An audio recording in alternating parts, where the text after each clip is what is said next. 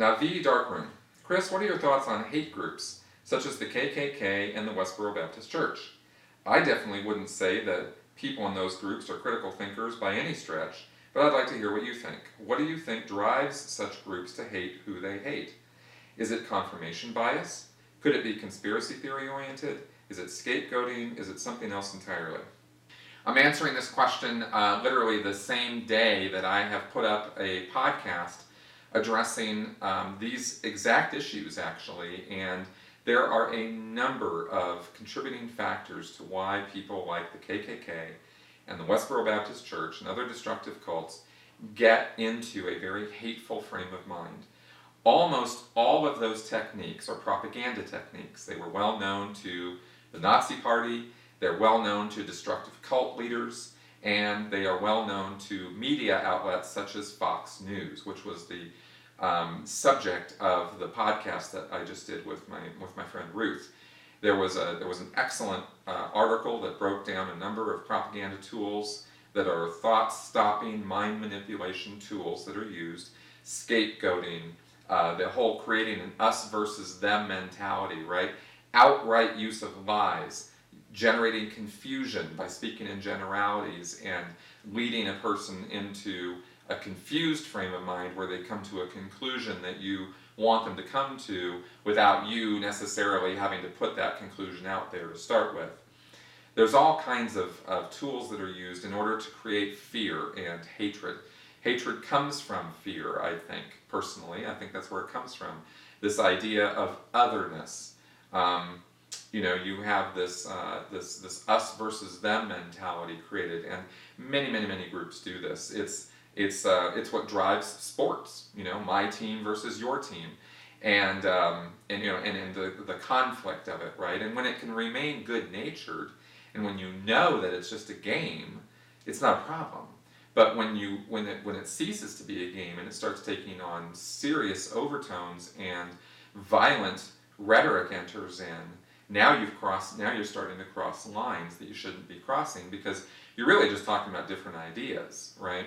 Or in the case of racism and bigotry and misogyny and things like that, almost all of that is based on false information and false ideals that come from various sources, and it's really hard to police, especially in a free society where freedom of speech is the order of the day. You want people to be able to express their opinions, voice their ideas, make their arguments, and do so in a fair and balanced way.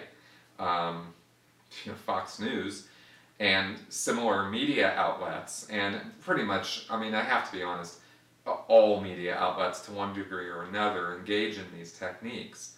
They have a bias, they have an opinion, they have an idea, and very rarely are they putting forward simply a news story. This is what happened.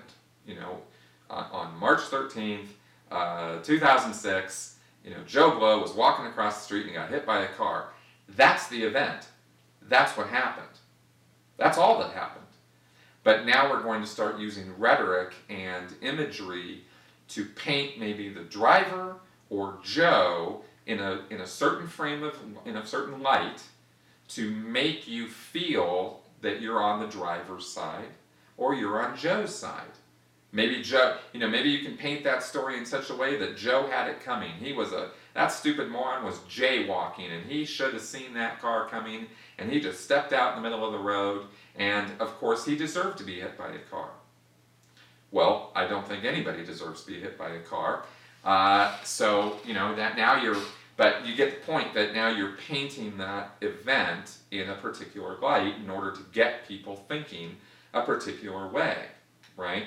The truth of the matter could have been that the person who was driving the car was talking on their cell phone, was distracted in such a way that they weren't even looking at the road when Joe stepped out and got hit. That could be that's an objective, factual statement of what happened. The driver was not looking at the road when Joe stepped out in the road, and so the driver had no chance to avoid hitting Joe. Joe did not cause that accident to occur all by himself, at least, right? But it could be painted in such a way that it could look like that. And that's media bias. That happens all day, every day. And it doesn't just happen on Fox News, but of course I used Fox News as an example of that because they're so blatant in the way that they twist and paint stories, and it's very obvious to see, so they were an easy example to use. So that's how I think hate groups, getting back to this, are are spread. That's how I think that there's those ideas are spread, is through painting people of color, women, people, anybody outside of that hate group, anybody who's not KKK, anybody who's not a Westboro Baptist is an evil, bad, horrible person who needs to be dealt with. And that's how those groups think, that's how they operate, and that's how they teach their members to operate. And of course, that's of course how Scientology operates too.